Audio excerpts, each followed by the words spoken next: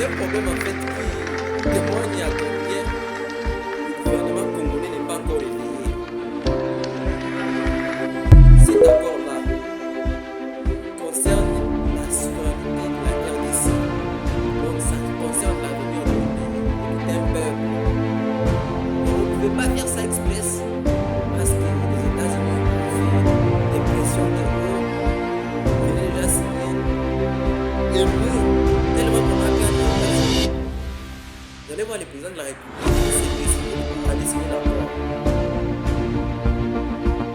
La question est de savoir si les chambres du Parlement avaient examiné l'accord.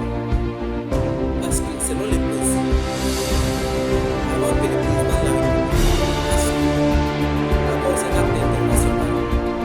Avant que le président de la République puisse signer un accord, il faut que ça passe tout d'abord par les deux chambres. Donc ça passe tout d'abord par le Parlement. Et c'est le Parlement qui doit vérifier les contenus. Il doit tirer les comptes et les pour.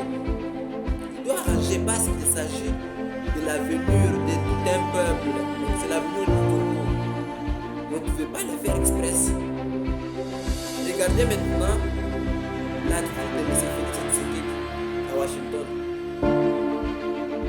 Donc, selon les codes diplomatiques, ça prouve à suffisance que le président de la République n'était pas bien préparé pour signer cet accord.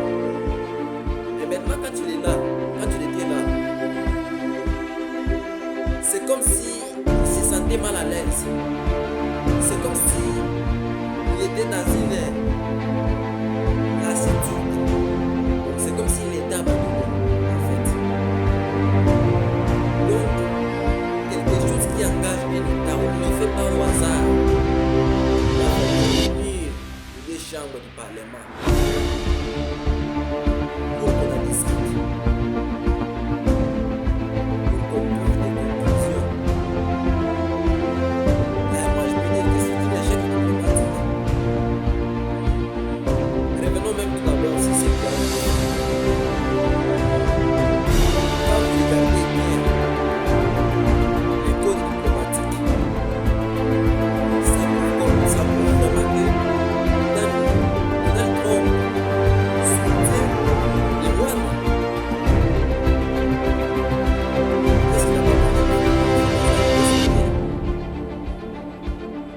Donald Trump est censé se placer au milieu des deux pays en conflit. Lui se met à côté du Rwanda et il égare la RDC à un point comme ça. Donc ces sabotages-là,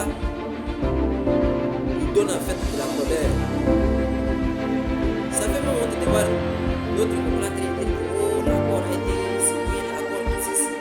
C'est une honte diplomatique. Parce que la RDC a été humiliée publiquement. Et les États-Unis ont affiché son soutien au Rwanda. Donc les États-Unis soutiennent les M23 au Rwanda. Parce que c'est eux qui pouvaient être humiliés comme médiataires. Peut-être par exemple Félix Tshisekedi à droite et Paul Kagame à gauche. Vous savez que même les trois drapeaux là ont suivi les mêmes alignements. Vous allez voir que nous avons des drapeaux. Nous avons des drapeaux.